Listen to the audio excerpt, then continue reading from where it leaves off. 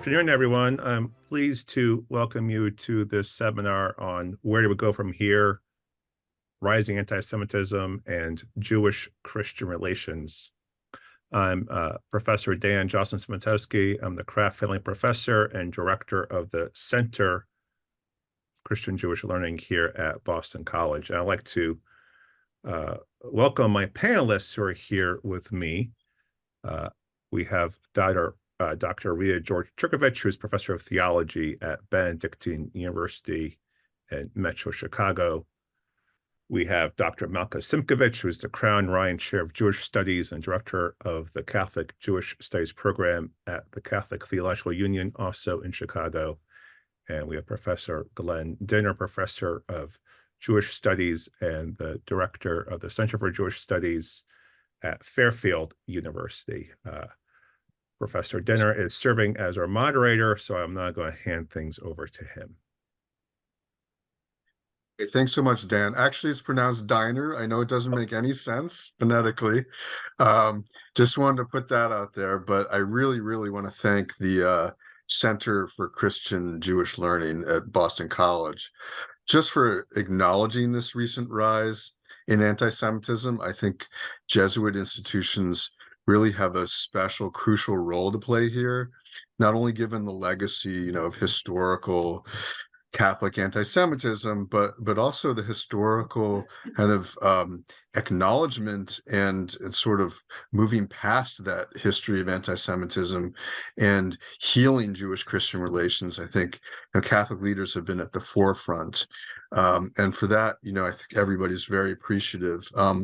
Now, many of us were shocked that the massacre of Jews in Israel on October 7th, rather than diminishing anti-Semitism, seemed to only increase it. I remember feeling, personally just stunned and feeling as if the rallies that started breaking out everywhere, yes, it was a righteous cause in favor of Palestinian autonomy, but a lot of this movement seemed to have almost a sadistic edge to it, in the sense that there were really chants for exclusive Palestinian hegemony from the river to the sea. Jewish students were being harassed on campuses. There were episodes of vandalism, pulling down hostage posters, and all kinds of things that made Jews feel extremely uncomfortable, if not distressed and fearful. At the same time, there has to be a way of criticizing Israel and Israeli policies and different forms of Zionism without being anti-Semitic and without being vulnerable to that charge. So I would like to kind of consider that as a larger question today as we move forward. But before we get to that, of course, we need to try to achieve a really thorough or more thorough understanding of what anti-Semitism is. And we have with us these experts who can help us come towards a better understanding of what the phenomenon is. So I'd first like to ask each of our panelists, beginning with Rita, can you please just tell us about the work that you've been doing and perhaps how it has changed since October 7th, your work on anti-Semitism? Thank you. I'd first like to say that I'm not an expert on anti-Semitism or Christian-Jewish relations. I'm a scholar of Christian-Muslim relations who teaches at the Catholic University in Metro Chicago, which has about a 25% Muslim student body and very few Jews. While I'm not an expert on this subject, I did do my doctoral work at Notre Dame with Rabbi Michael Signer of blessed memory, who told me never do bilateral dialogues in isolation. And so I've been keeping that in mind in the current climate. Now, I'm a historical theologian who studies the history of the Catholic theology of Islam, and I'm particularly interested in how encounters that historical Christians had with actual Muslims affected their theologizing about Islam. So I'm interested in historical Christian-Muslim encounters. But especially after October 7th, I feel that it's my duty as a Catholic theologian to work against both Islamophobia and anti-Semitism and the theologies that underlie them. And another acute concern now, of course, is the US context of interreligious dialogue, how what's happening over there affects us, as Glenn just told us about. And especially, hate crimes and harassment, because of course it's often Christian perpetrators of both anti-Muslim and anti-Jewish hate crimes. Like, for example, the man who killed the 6-year-old Palestinian boy in a town just over from my university was a devoted Catholic parishioner. And when we talk about anti-Semitism from the right or the left, there are Catholics on both sides. Thanks so much, Rita. Dan, would you please tell us about your work? Yeah, thank you so much. So as I mentioned in my own introduction, I direct this Center for Christian Jewish Learning here at Boston College. This is one of many centers like this, especially at Catholic universities that were founded in the wake of Nostra Aetate, which was this pivotal turning point, not just in Catholic Jewish relations, but in Jewish Christian relations writ large. So alongside that, so Jewish Christian relations is obviously at the core of what I've done. Perhaps what's particular with my work right now is going in two directions. One is I'm being asked by many outside organizations, especially church-related entities, to please come speak to often their clergy, but also their members about how to better equip leaders for dealing with rising anti-Semitism. So I think there was a sense amongst Christians that this problem had been dealt with, and they're quite shocked to realize, oh, actually, it needs to be tackled anew again.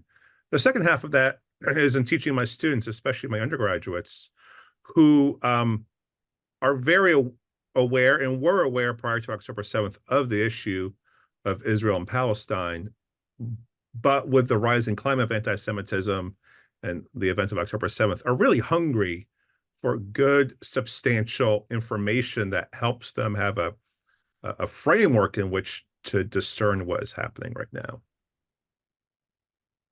Thanks so much, Dan. And Malka, could you please tell us about your work?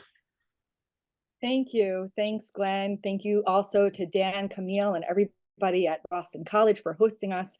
And of course, Rita for being on this panel, and all of you who are joining us today, taking time out of your busy work schedule. Regarding my work, I have two roles. I'm a literary historian of early Judaism, so I work on the earliest stages of Jewish life, the transition from Judaism to Judaism in the Hellenistic era. And because I work in that era, I also work on the subject of the origins of Jew hatred. And as the chair of Jewish Studies and the director of Catholic Jewish Studies at Catholic Theological Union in Chicago, I also work in the world of Catholic Jewish relations in a contemporary setting. I teach Intro to Judaism and all kinds of things that are more relevant, I guess, to contemporary Jewish life than my work on the Hellenistic era. But I do like to show patterns. I like to show my students how the things that Greeks and Romans were saying about the Jews in the 2nd and 1st centuries BCE are very similar to the things that we are seeing now on social media, in protests. The idea that Jews are misanthropic, they're insular, they're anti-people, they're barbaric, which is a Greek word that means they're foreigners, they're outsiders coming to infiltrate our good and just society. All these things are very resonant of the kinds of discourses today that we're seeing about the Jewish people and about Israel in particular. So I try to combat these stereotypes both in an ancient and contemporary context. And in terms of what has changed for me since October 7th, I would just say that as the only Jew on my campus, we have no Jewish students, and I'm the only Jewish faculty member. There is no option for me to hide my Jewish identity. I'm the chair of Jewish Studies. And so after October 7th, I really had to lean in and talk to my students. And one of the central ideas that I tried to convey to them is that what happened on October 7th was something that deeply personally and very immediately impacted me. I have a son in Israel. I have 2 sisters. I have and their families. 7 nephews are in the army, countless friends, colleagues.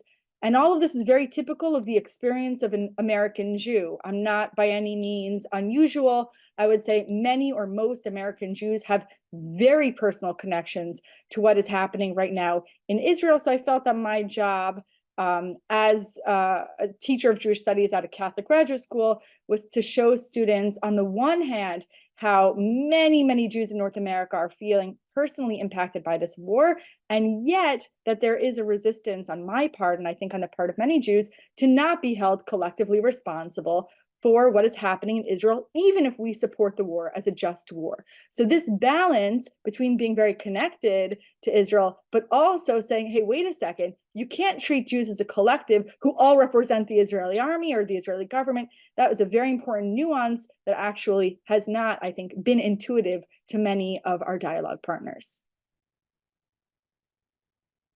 So much. Now I have a question for Dan, who's really been looking at the contemporary rise of anti-Semitism. Many definitions of anti-Semitism are out there, and perhaps each have their own merits, but they all seem to share in common an emphasis on fear, maybe outrage, resentment over some manifestation of Jewish power.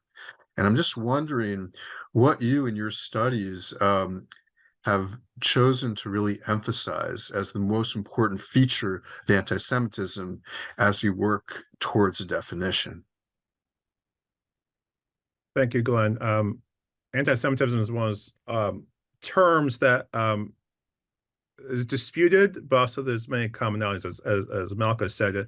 Quite simply, it's Jew hatred at a very fundamental level, and can trace manifestations of it over time. One of the things, though, I've really come to perceive about anti-Semitism is actually its very paradoxical nature. At the one time, Jews are framed as too powerful, but also extraordinarily weak. So anti-Semitism imagines Jews as being guilty of the worst possible crimes. Christian context, that'd be the deicide charge.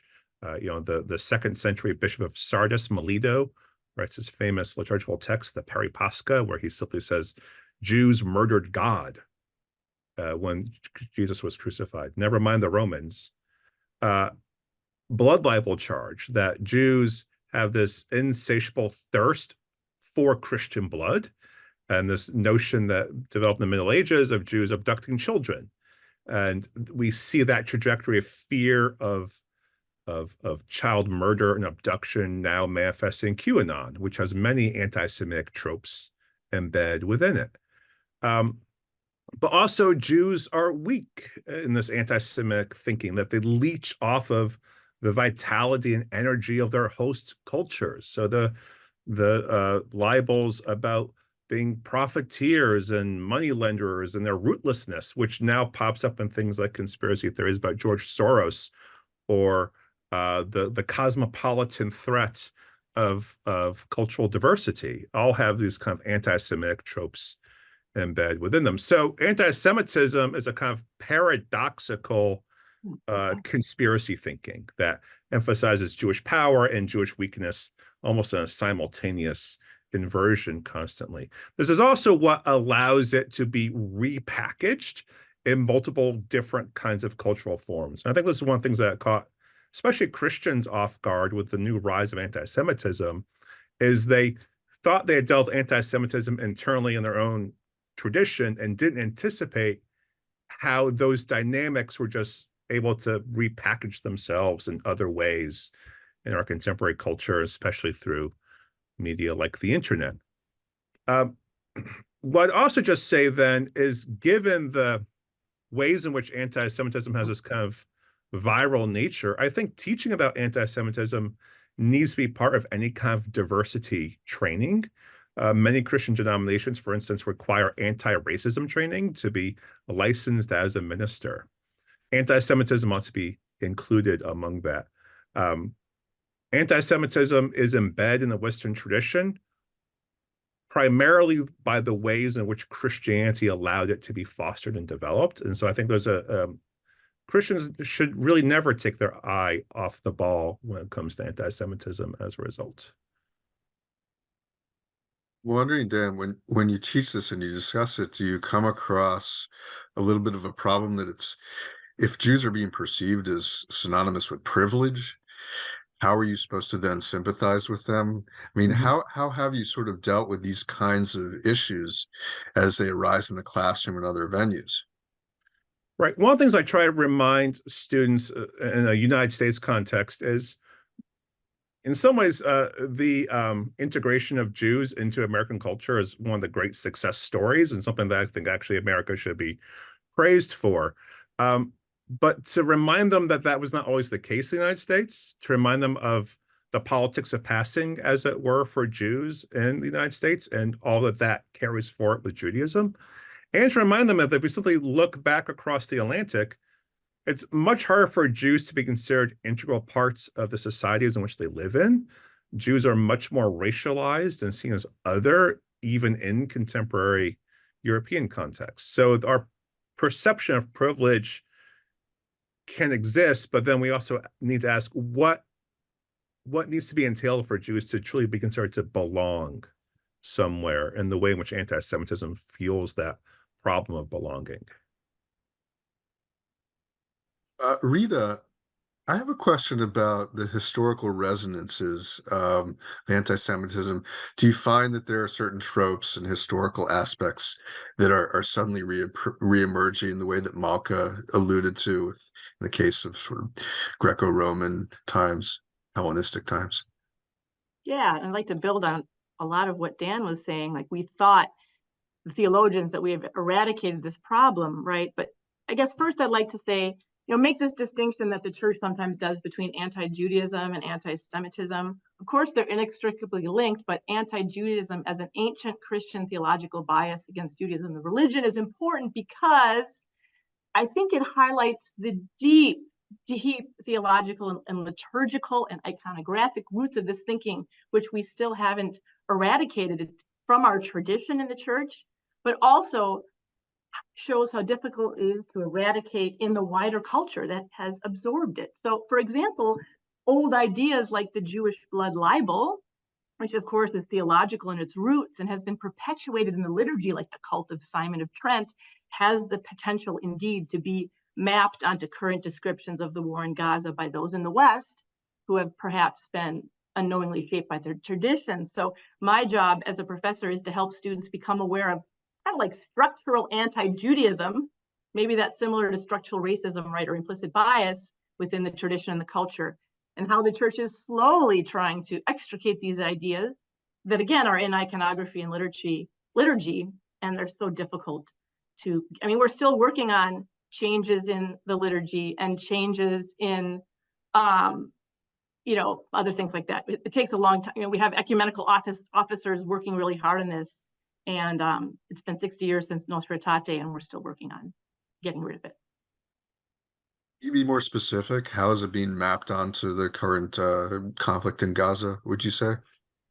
Well, and when we've talked about this sort of the blood libel,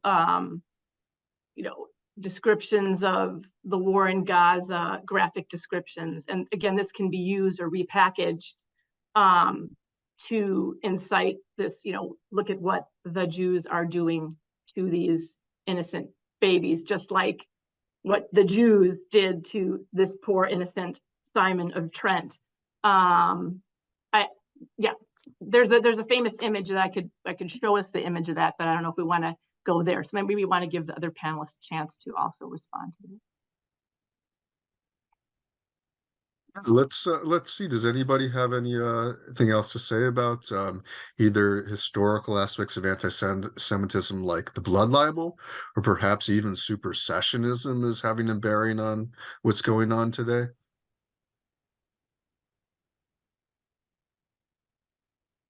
I would chime in here just to note that I think there's elements of supersessionist thinking at play vis-a-vis the question of the ways in which Israel even deserves to have its land. So part of supersessionist thinking is Israel lost its land because it did not believe in Jesus as Messiah and the deicide charge. So if you go back to Melito of Sardis in the Peripasca in the 2nd century, or Justin Martyr's dialogue with Trypho, also in the 2nd century, which was a classic anti-Jewish text, the Jewish loss of land, especially of Jerusalem, with the failure of the final Jewish revolt against Rome in the 130s, the Bar Kokhba revolt, they link explicitly, you've lost the land because you were no longer faithful to God. So even the contemporary reestablishment of the state of Israel in 1948 and the rise of Zionism in the first half of the 20th century, you find in both Catholic circles and in mainline Protestant circles an anxiety about Jewish return to the land because of the ways in which it undermines their own framing of where Jews stand in relationship to God in this current dispensation. So I think that could be a subconscious element of critique of Israel, is this question of whether the land is even deserved, not politically or in terms of justice, but theologically. It's And if really I may add to helpful. Yeah, please, please. I do also think that there are elements here of a kind of universalist self-understanding on the part of both Protestant and Catholic Christians, and this idea that Christians might lack a land theology because they have a more enlightened universalist understanding of their covenantal relationship, whereas Jews want a land because they're uninterested in engaging with the world beyond, and they've always kept to themselves and they've lived together. And so this antipathy towards the land of Israel, I don't know if it's always something that Christians are self-aware of in terms of the theology of, well, they lost their temple in 70 CE, therefore we have proof that God is angry at them, therefore they shouldn't have hegemony in the land of Israel. I don't know that there's always that self-awareness, but I do think a very widespread self-understanding that often we find in many churches is we are we have this universalist covenant, and one expression of that universalism is that we don't have this sort of antiquated attachment to any land. Thanks so much. Malka, I'd like to actually continue with you, if that's okay, and move us a little bit into the anti-Zionism question. When does this become anti-Semitism? I know it can be just a feeling, but can you help us to kind of reach it rationally? What point do we cross over into anti-Semitism when we're criticizing Israel and Zionism and Israeli policy? This is a really tough question, Glenn, and I'm going to share with you a few thoughts, and then I would really welcome hearing from my fellow panelists, because I'm sure that they have wisdom on this question as well. But I would like to focus on three things. One, collective guilt. Two, double standards. Three, myths and conspiracies. These are the three categories that when I find these themes in discourse about Israel, Palestine, I become very concerned. So let's talk first about collective guilt. Collective guilt is the phenomenon of treating all Jews as guilty by association. Dan and Rita very eloquently already talked about it. Why is it that immediately after the worst attack against the Jewish body since the Holocaust, since the destruction of European Jewry, why is it that on October 8th, we saw flaring up across the world synagogues, consulates, kosher restaurants, Jewish day schools being attacked before Israel did anything? This is because Jews were held collectively guilty of whatever it was that they were held guilty of by these protesters in Israel. Is this fair? Would the same protesters who looked for kosher restaurants and protested against Israel, would those same protesters go up to a Chinese American and say, how dare your government do whatever it is they're doing in China? Speak on behalf of the government, or else you don't deserve to be here. Would such a protester dare to say to a Syrian American, why were hundreds of thousands of Assyrians brutally murdered by its own government? And yet Jews are held collectively guilty for what's happening in Israel. And I personally would never equate Israel as the only free democracy in the Middle East. I would not equate it with these other governments. But that's collective guilt. And of course, it's deeply connected to, I would say, a very ingrained Christian theology, but it's not exclusive to that Christian theology. We're seeing it in other faith communities as well.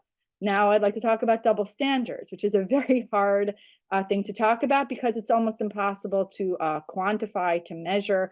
But it's important to ask ourselves, are we holding Israel to the same standards that we hold to other countries? And are we holding Hamas and the people who elected Hamas to the same standards to which we are holding Israel? Now, many Jews would say the UN does not hold Israel to the same standards that it holds other countries to. And even before October 7th, when thousands of rockets were being sent into Israel, Israel was roundly condemned, but Hamas was not subject to the same kind of condemnation. So if you are joining protests on any campus in North America against Israel, and if you are calling for Israel to not fight back against Hamas, if you are implying or saying explicitly that you're okay with the destruction of the state of Israel, because that's what Hamas wants, are you saying that it is good for the state of Israel to be destroyed?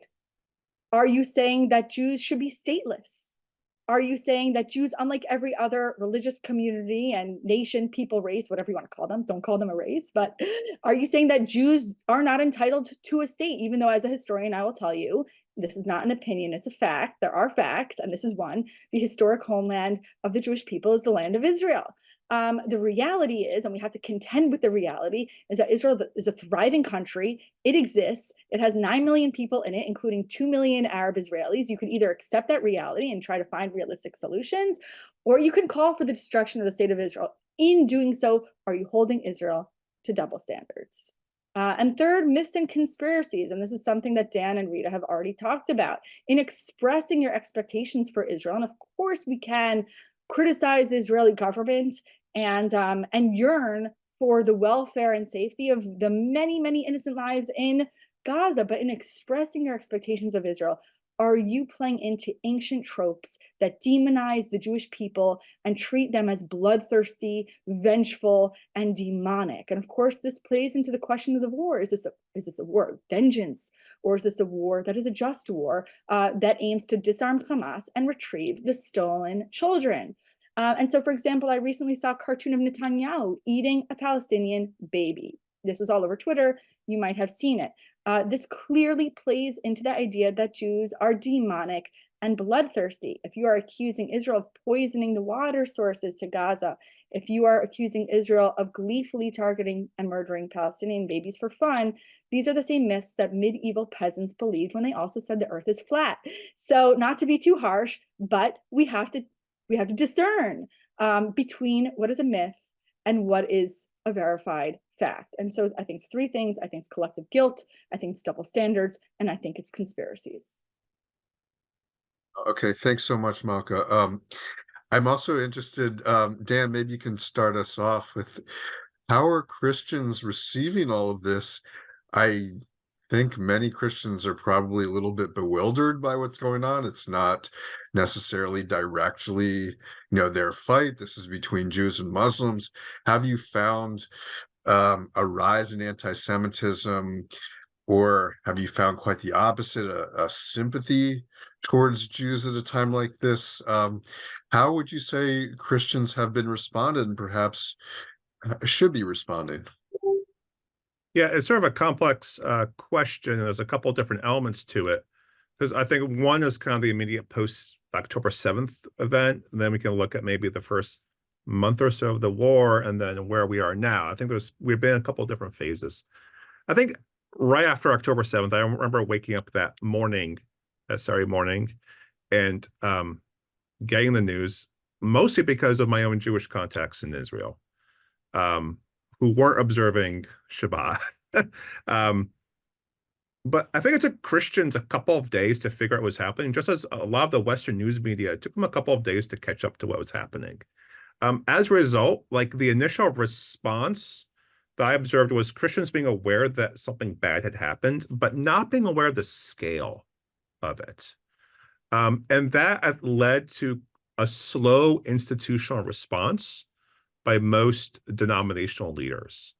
That because the slowness left a lot of questions. Why didn't they respond quite as forcefully as they could have? When they did respond, when they sort of caught up to the news cycle, which is usually by the middle to the end of that first week, there was already a bit of trying to be balanced, to both condemn the attacks, but then also to condemn the ongoing occupation. And I know for a lot of Jews, that didn't really quite hit right. So Jewish suffering wasn't as foregrounded as maybe or I believe as it should have been. After that, but I'll say when I've experienced that, whenever Christians became aware of the enormity of the event, there was a real sense of shock and horror. There's always people on the ends of the spectrum that we can point at as bad actors, but my experience of the breadth of Christian response, it was with true empathy and revulsion at it. I think the other really tricky piece is there's a historic Christian desire to see the well-being of Palestinian Christians, whether we're talking about Gaza or the West Bank, Galilee, East Jerusalem, because they're dwindling numbers. And there's a sense of a need for solidarity with them. And Palestinian Christians are stuck between some really unhelpful options for themselves. And so a lot of focus narrowed in on the less than 1,000 Palestinian Christians in Gaza as well, but also equal concern for those who are in the West Bank. And that sense of concern, I think, could also be heard as a mitigating of the real existential threat that Israel faced on October 7th. And then the need to deal with a really serious threat from Hamas. And behind that, a really serious threat from various Iranian-backed proxies. And sometimes I think Christian leaders don't always see the big picture of the conflict, but narrow in on a few slices. And so I think one of the learnings here for Christian leaders, which is where a lot of my work focuses, is working with them, is make sure you have a multiplicity of conversation partners on the ground instead of just a narrow band of information that one is receiving. Thank you so much, Dan. Now, Rita, I'm really curious if this is complicated Muslim-Christian relations in your view. And also, if you could really help illuminate how, perhaps from your perspective, we should be responding, recognizing and responding to these manifestations of anti-Semitism. So I guess it's two different questions, but if you could begin with the complicating factors. Yeah, I mean, I think the answer to the question always depends on your context. So what Dan is saying certainly resonates in many contexts, but my context is very unique because, again, as I said, we're a Catholic institution in suburban Chicago. We have 25% Muslim student body, including Palestinian Muslims and Palestinian Christians and other Eastern Christians. And so our response has been very different. It's an imbalance. I know some universities have equal numbers of Muslims and Jews, but at our campus, we were made immediately aware, because our students have family and contacts, we were made immediately aware of that side, if you will. And again, so my job is to try to raise the lone Jewish voices on this campus. For example, we have one professor teaching Intro to Judaism who is a local a leader with 25 years of experience in interreligious dialogue. And I would say my response is always lean into your relationships, right? And so he was so valuable, even though I worried for him walking around the campus with a kippah, okay? But I leaned on him. For example, in one of my classes, they have to go visit places of worship. I had 4 Palestinian Muslims signed up before October 7th to go to the synagogue. And I was worried for him, I was worried for them, but they talked about how that experience and seeing a flag of Israel in the synagogue caused them to reflect on what does Israel mean as a people, as a nation. And this was a Palestinian student. And so I feel like that was a great response, actually, the best possible response, because of that Jewish professor and because of these students, because we sort of paved the way, if you will. And so I'm just trying to focus on that on my campus and those experiences to help me get through these times. And I understand that my context is very different than all of your context. It's extremely helpful, and you're bringing it back to the realities on Jesuit campuses, which I think each of us has something to say about. I'd really very much like to get to audience questions, so I think we should move now to final thoughts. And Malka, maybe we can begin with you. Final thoughts on what's going on in terms of anti-Semitism and kind of dealing with this recent rise. Yeah, sure. And I just want to respond to Rita briefly. That is so incredible. And I agree, it's about personal relationships. And I just want to commend what you're doing by bringing Jews onto your campus. I think it's amazing, Rita. And I'm so warmed by that story. So thank you. To answer your question, Glenn, after October 7th, a colleague of mine who works in Jewish studies quoted another colleague of hers in the same field who said, "I feel betrayed by my own work." And I was really struck by this phrase, "I feel betrayed by my own work." And I guess what this person, I don't even know her name, it's a mutual friend. I guess what she was saying is that before October 7th, she had some kind of academically or intellectually grounded optimism that history moves towards a place of enlightenment, mutual understanding, maybe a kind of Western liberalism that tolerates outsiders. I'm not totally sure because I don't know who this person who said this is. But I do get the sense that many of my colleagues in academia, especially those who work in Jewish studies, were very crushed by what happened on October 7th, because somehow it did rub against their academic work and the ideas and their ideals that they advanced personally and professionally. And I just want to say, I think I might be in the minority because I actually don't feel betrayed by my work. I think my work on Jewish life in the Hellenistic diaspora does support the idea that Jews have always really been resented as outsiders. They've always been pressured to walk this tightrope between integration, maybe not assimilation, but sort of being forced to insulate and then also being punished for insulating. This is a tightrope that's very, very old. And it's really at that time that we start to see myths spreading about the Jews. But at the same time, there have always been good people. And I don't think that the difference in these various historical eras has to do with whether or not there have been anti-Semitic or anti-Jewish conspiracy theories, but I think the question is whether or not good people of integrity have stood up and bravely spoken against Jew hatred. And that really is, to me, the fulcrum that we're standing upon right now.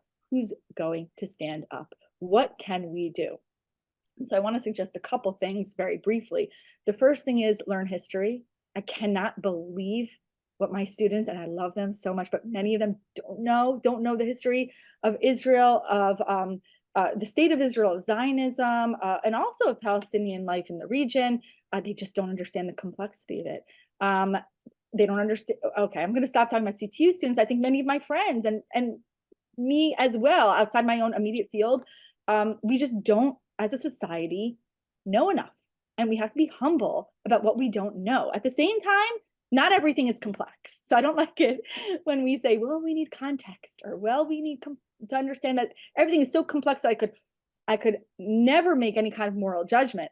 There are limits, and some things are not complex. So today, Sheryl Sandberg, I think she's in Geneva, somewhere at the UN, she said today, I saw this online this morning, she said, if we can't agree that rape is wrong, right? That rape is not resistance, that rape is not freedom fighting, then the question becomes, what is happening, not in the Middle East, but what is happening to our humanity, right? Not everything is complex, but we have to learn history.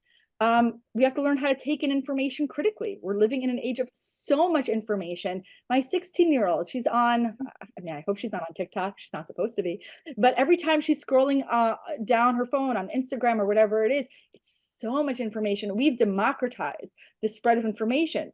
This is, in a way, it's a very, very good thing, but it's also a very dangerous thing because myths are being spread and we're absorbing all this information, thousands of details every day, and we are not applying our critical skills to discern what is true and what is simply not. And so I think we have to learn how to be discerning when we are exposed to so much information. And the last thing I would say is have courage, have humility. If something doesn't sound right to you, it probably isn't right. We all need courage to stand up for each other. the Jewish people were not absolved of this. We have a moral obligation to stand up for those who are suffering, of course, outside of our own community. So we have to stand up for one another. We have to stand up for those who are suffering in the world. And right now, the Jews are finding themselves in an existential crisis.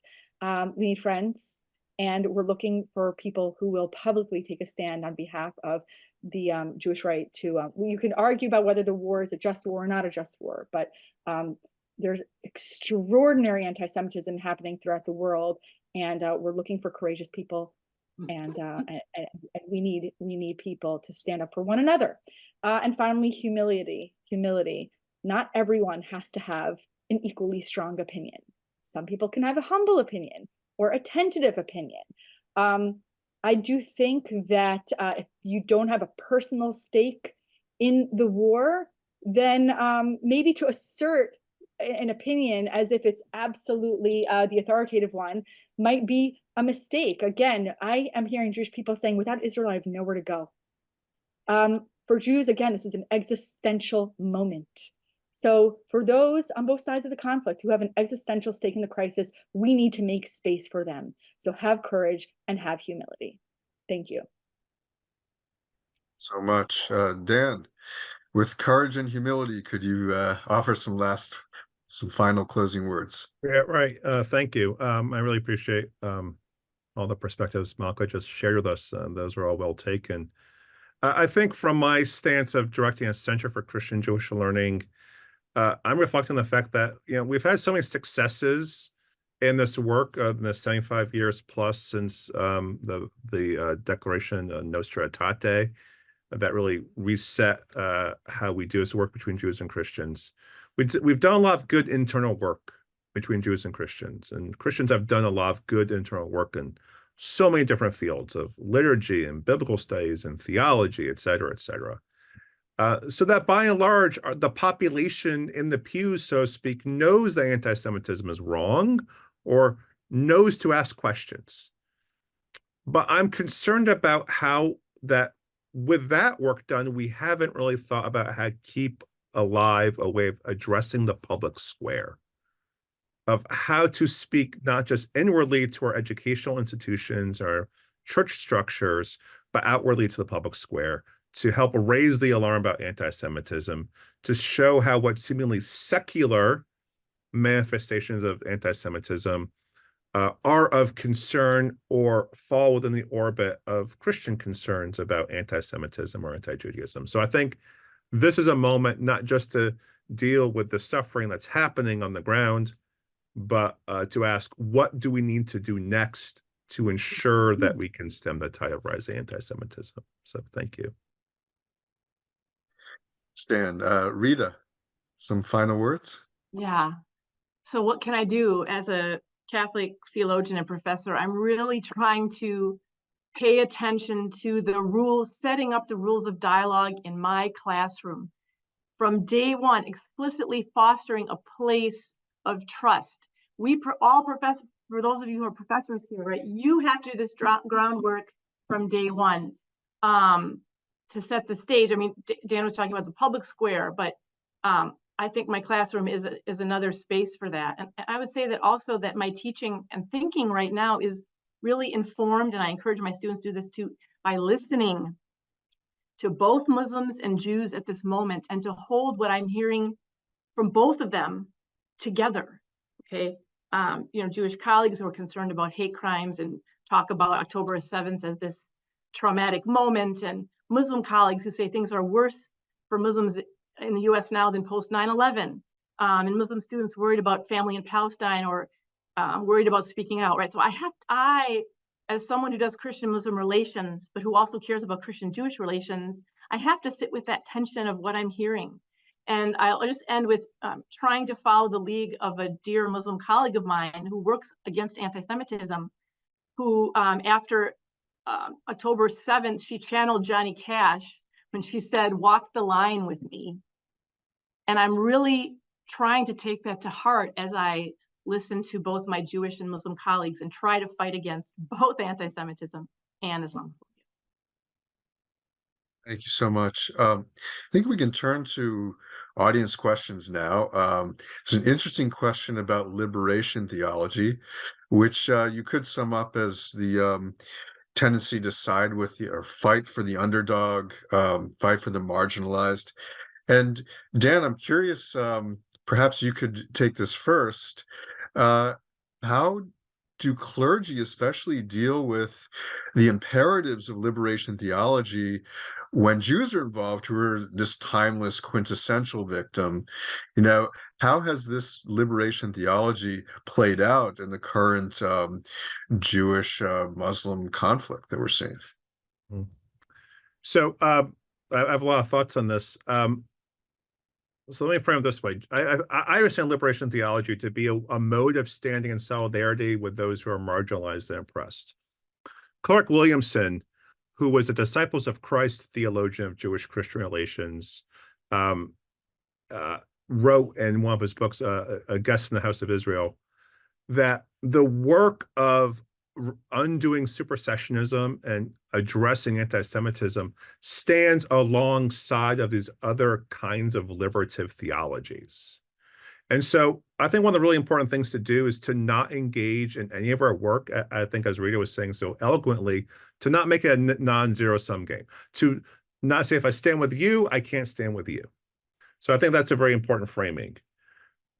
One of the problems in the first generations of liberation theology is that often the tropes of Jesus opposing the Pharisee or opposing legalism or opposing religious figures was transposed into oppressive frameworks. And so the anti-Semitism that was sort of encoded within Christian self-understandings got hoarded into early modes of liberation theology. And Amy Jill Levine, who I know is actually on our webinar, actually has done an excellent job in her book, The Misunderstood Jew, of beginning to point out those issues to us, of where anti-Judaism sits in liberation theology and offering solutions to unpack it. And so I simply say this, the great thing about theology is you can always reverse it. You can always alter it. So we can take that impulse to stand in solidarity and begin to pull out the misinterpretations from the Gospels that would do harm to Jews that Christians would want to stand in solidarity with. I don't know if that helps answer, but that's at least a start.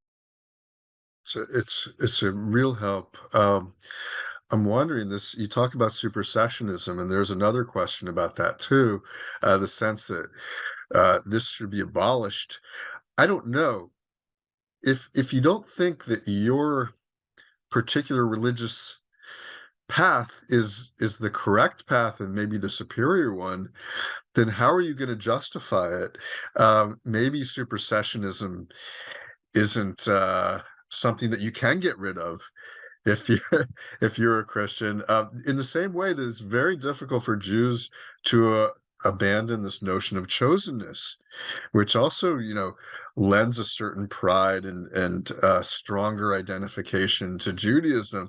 So I'm wondering, is the solution simply to abolish supersessionism? And anybody, please try to answer this one. I could jump in. I mean, Rita, did you want to? Oh, I just wanted to talk about this distinction between soft supersessionism and hard supersessionism, right? And so, yes, as you said, Glenn, I mean, Christianity exists because, you could argue it as like we are fulfillment versus hard, which is, we replaced you, we're the Veris Israel. And so as a Christian, there is some supersessionism in there, just like actually Muslims have their own supersessionism, which we were talking about in class last night when my Muslim students were trying to talk about this idea of tahrif and the corruption of both Christian and Jewish scriptures. And so, yeah, in some ways, we can't entirely get rid of supersessionism, but which, soft versus hard. Malka, continue. That's exactly what I was going to say. And David Novak has done very important work on this. And again, the distinction is, are you buying into a theology that erases, negates, denies the self-understanding of the other? I also think Judaism is supersessionist, right? I mean, look at how the Hebrew Bible repackages agricultural Near Eastern holidays into festivals that acknowledge the chosenness of the people of Israel and the origin stories of the people. So supersessionism in the soft sense is necessary to any faith community because to define itself in distinctive terms, you need some boundaries. And I don't think boundaries are bad. The problem is when you look across those boundaries and you tell the other side what they are. And I think that Jews have suffered greatly by being told who they are. And they've suffered greatly by being placed in the back of the Christian stage as extras. And so the first step to really healthy interreligious dialogue, whether it's Jewish Christian dialogue or any kind of dialogue, is to say, I'm going to listen to what you have to say about who you are, and I'm going to accept your self-definition. Now, of course, there's variety and there's diversity within every religious group. And so there are many Jews, many Jews who very passionately disagree about how we should relate to Israel and to the conflict. But there are some core foundational ideas, and we have to pay very close attention to them, I think. Just as Jews are obligated in Jewish Christian dialogue and Jewish Muslim dialogue to pay attention to what Christians and Muslims have to say about who they are. Thanks, Malka. Now we have another interesting question, two questions really about education. And this is specifically educating Christians about anti-Semitism, about Jews, how to read the Bible and how that reflects on Jews. You know, of course, eye for an eye being the most common kind of reading. Dan, I'm wondering if you could shed some light on how Christians might best educate each other about anti-Semitism. Yeah. So let me frame it this way. First of all, when I encounter educators or people, whether it's in seminaries, colleges, universities, or in religious institutional contexts, I've not once encountered someone who doesn't think educating about anti-Semitism is important or doesn't want to make sure that Christians hold negative views against Jews. There's a problem of institutional priorities, like simply a time and space issue. Where do you put it in? What gets cut out? Frequently, talking about anti-Semitism usually is an add-on to a course, whether it's so often the problem of not having a supersessionist interpretation of the sayings of Jesus often isn't the focus of a course, but in addition to. And so in some ways, dealing with anti-Semitism not just an elective, a co-curricular, but actually part of what Christians need to learn in order to fully live into their Christian identity, I think is an important first step. So there has to be a reshaping. There has to be the moving from goodwill to institutional priorities. And Rita, I know you live a lot in this world as well, so I don't know if there's other things you might want to say about this. Agree. And it all, but, you know, the Catholic Church is supposed to have, every diocese is supposed to have an ecumenical officer, which, you know, includes interreligious relations and relations with Jews.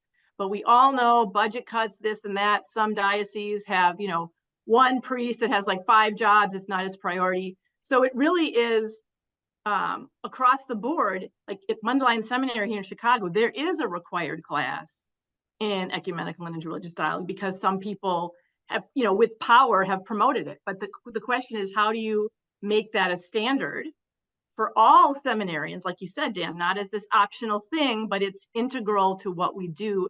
You know, Nostra Aetate, again, 1965, how many Catholics in the pew don't know about it? How many priests in the pew? But also, we talk about liturgy and catechesis and preaching, but what have we done to change the lectionary?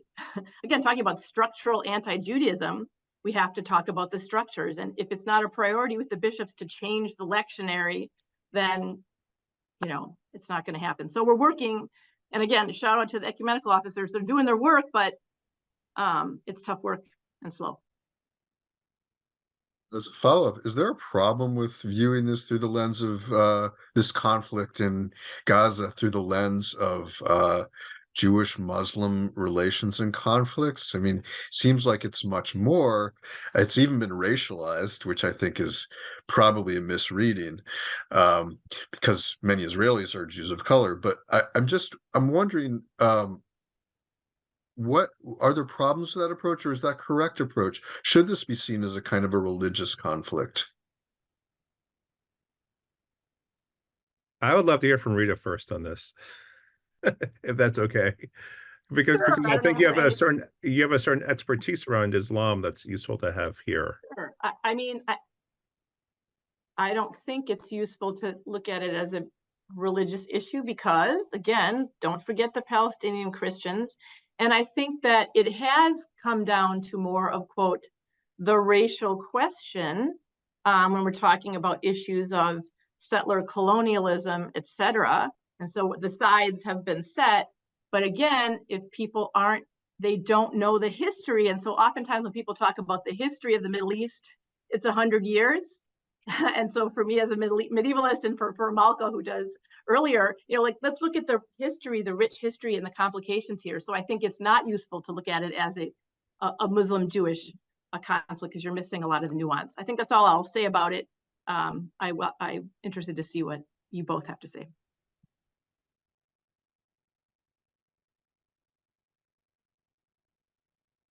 I'm not an expert on Islam, so it would be out of place for me to say more than the fact that as a Jew, what I'm seeing and what I'm being exposed to feels very religious. And I want to be wrong, and I know that there are, billions, right? I mean, there's so many variations of practicing Islam, but Hamas has weaponized their religion and they're using religious language. And I want to be very careful to not argue, just like I don't want people to make, these huge broad stroke generalizations about the Jewish religion. I'm not going to do that. I would be very upset at myself if I did that inadvertently. But I do think that there's religious language being used in this conflict, not only in Israel and in Gaza, but beyond. And I am concerned about that religious language. Can I just add on to that to say that actually, yes, but that I see a difference between how my Palestinian Muslims are responding to the situation and how my South Asian Muslims are responding to that language. And I think that my South Asian Muslims are perhaps more critical than the Palestinian or Arab Muslims that I see. So, yeah, I'd just like to add that comment. That's fascinating. Thank you. Yeah, I would just add, you can see both ways of framing that. I think the importance of the nuance here, the piece I arrive at is the return of religion as part of geopolitical discourse. And so religion is part of this parcel of how geopolitics is playing out in certain ways. I mean, we also look at Ukraine and Russia as having a religious dimension to it, but we wouldn't characterize that at first as a religious war, for instance. So I'm coming to appreciate the ways in which being well informed about how religion is deployed is important. But I think going back to Rita's point, the Palestinian self-determination movement of the past century and a quarter has been primarily through a nationalist lens, less than a religious lens, although we have this rise of Islamism in the past 2 decades, right? And to see all the nuances of that, and for me to appreciate that Palestinian liberation movements have a variety of flavors on the ground, and we sometimes are just exposed to one flavor, and that creates a distorting effect in the wider media. And can I say that at this reemergence of religion in this discourse on politics is coming precisely at the time when universities are closing down departments of theology and religious studies. So we saw in the instance in Minnesota where we had the scholar of Islam showing pictures of Muhammad, and there was a big controversy, and they had just cut the religious studies department. So that's a call for, hey, how do we respond? Please keep theology and religious studies programs open, universities. Thank you. So we're almost out of time, but I think I'd be remiss if I didn't mention the religious dimension to certain Zionist movements, religious Zionism, Dati Leumi, and especially the settler movements, very religious, messianically infused. And of course, let us not forget evangelical Christianity in this country, which has a very strong religious emphasis to this entire their role in this whole conflict and movement. So religious studies absolutely imperative, and I hope, may we see the return to the academy, because so many in the humanities seem to have a need for it. The humanities itself seems to lack moral clarity. I think that's one of the things we've seen in the wake of October 7th. And I just want to end with saying how struck I was that it was the clergy in my institution who really demonstrated moral clarity after October 7th and said, no, murder is wrong. Sexual violence is wrong. No ifs, ands, or buts, no context. No, of course you need context, but not as a justification, right? So I'd like to end here and pass the baton to Dan, who will say some closing remarks. Thank you, Glenn. I'm just so grateful to you for moderating, and to Malka and Rita for your contributions. I've been getting lots of comments here in the chat with people expressing their appreciation for us even tackling this question and dealing with it with some clarity and grace with each other. So I'm very grateful to all of you who turned out for this. If you want to participate in more events from the Center for Christian Jewish Learning, our next event is Tuesday, March 12th at 6, where Professor Matthew Thiessen of McMaster University will discuss his new book on a Jewish Paul and restoring the Apostle Paul to his roots, a not irrelevant topic for the question of the rise of religion. That will be a hybrid event, in person and online, and you can go to our website to register.